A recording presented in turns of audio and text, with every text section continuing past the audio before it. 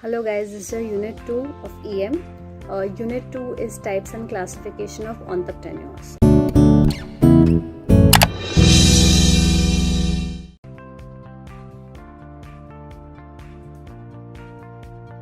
Okay, so what exactly are the types and classification of entrepreneurs is a very important answer, especially for 8 marks. So the very first one is on the basis of the influence of area. Okay, which area are you going to come up with an business, rural, regional or urban? Okay, then you have trials, like what kind of trials do you want to do? You want to get into the market in the very first go, या धीरे धीरे products बढ़ाने हैं, एक साथ सारे के सारे प्रोडक्ट्स तुमको मार्केट में डालने हैं. Then you have experience. How experienced are you? Okay, are you a newcomer? Are you having a venture capital, or is your family having some kind of experience? So you being a young person executing it into the market, or you are a very experienced person.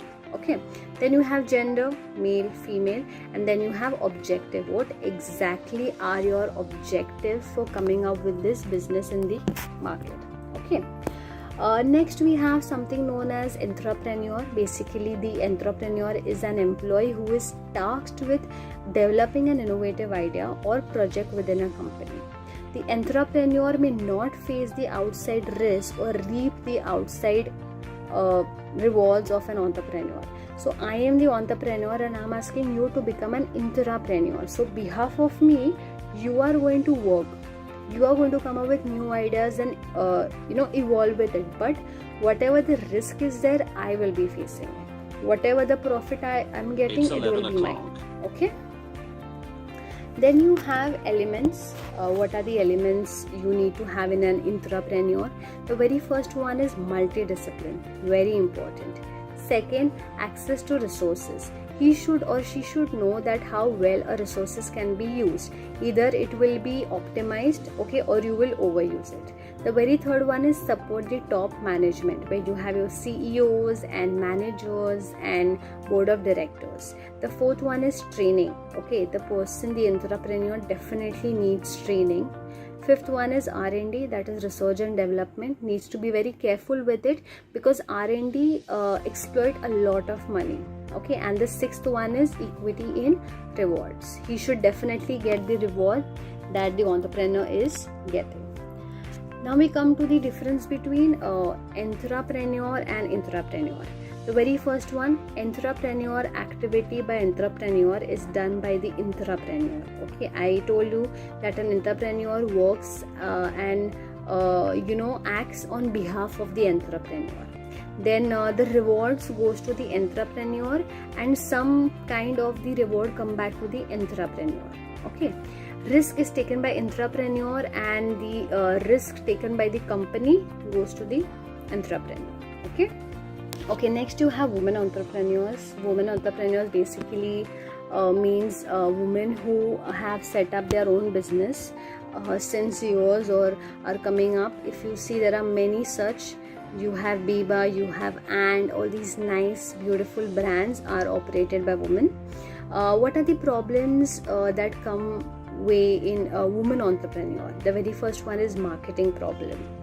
Second, raw materials. It's very difficult to handle the raw material unless and until it turns out to be a finished goods. Third, problem of technology. If the woman is not very tech oriented, she might have certain problem. Fourth, poor quality control. Okay. Fifth, low labor productivity. Whatever is a production, the labor might come up with some issues. And the last one has to be lack of social responsibility, that is the society. Okay, then you also have a 5-year plan for the women. You have that in your book also. So every year the government comes up with, say, Vikas Nidhi Abhiyan, or maybe SIDBI or IDBI. All these companies, all these small schemes help the woman to come up with a new idea, or they just help her to evolve and come up with a new business. Okay, what are the functions of woman entrepreneur? The very first one is directing her labors, how to work and what to work. Second is staffing, organizing, planning, coordinating, motivating and supervision. Okay, simple enough. Okay, you can elaborate these points and write on your own. Then you have measures to develop motivation. The very first one is special reward. Okay, a woman should be given a special reward because she has worked towards it. Second, income generating scheme. Third, Mahila Vikas Nidhi. Okay, as I told you all, every 1 year plan, the government comes up with new scheme for the women. Fourth is Women Cell. Cell is basically a unit who is being operated by the women and who operate for women. Okay, and then you have scheme from SIDBI. SIDBI stands for Small Industrial Development Bank of India. Okay. Then the next topic that we have is NGO, non-government organization. These are basically not profit-making organization. They work on behalf of the government. The very first characteristic is it is engaged in suffering relief activity. There are some people who are suffering from say XYZ reason. Okay, so these NGO people go and play a very important role. Next, you have promoting interest of the poor, protecting the environment. You have so many NGOs, you have PETA and you have all these people who are turning into vegans. All of these come under NGOs, providing basic social service and advocating community development. Okay, I have also given you a link on the 5-year plans of India for women. Please go through it. Then you have concept of self-help group. Basically, self-help groups are informal association of people who choose to come together to find ways to improve their living condition. It can be defined as self-group, peer control information, group of people with similar social and economic background and thinking, and having a collective idea of forming towards something. Okay, like if there is a self-help group who want to save the girl child, they work towards it. Okay, then we have concept of social entrepreneur. The best example I could give you is Ratan Tata, who is definitely the biggest and one of the favorite entrepreneur who work for the society. So Ratan Tata sir have always told this to the people that if you take something from the society, give back something from the society. If he is using the natural resources to come up with so many products and goods and services, he is going to repay back to it. Okay. NGOs and their importance. Due to limitation of the government, NGOs play a major role in social development. India as a nation has a large vulnerable population in terms of health, security, education, employment and opportunity.